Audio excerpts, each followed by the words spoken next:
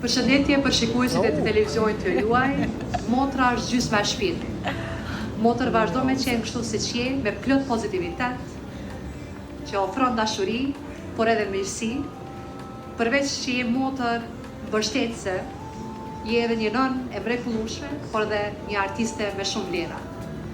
Do të jesh gjithmonë një motër dhe do të më kesh afër kudo dhe çdo herë. Përqafime dhe të dua. Kjo ishte njomza. Qa ke bujti?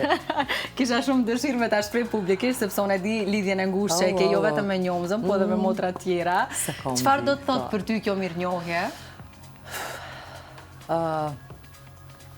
Pa kom befasove, se kom prit këta me të drejtë.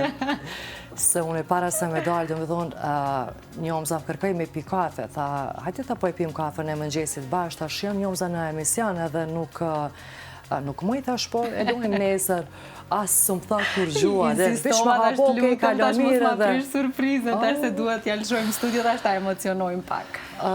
Me njomza është një person që unë e du shumë, edhe motra tjere se ju normal, dhe po njomza ka një zemër shumë të madhe, edhe në momentin që e pash këtë video, e di që njomza ka thonë me shpirt, se një kur qysh fol.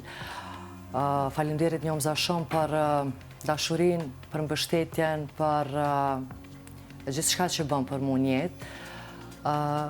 Shpresoj që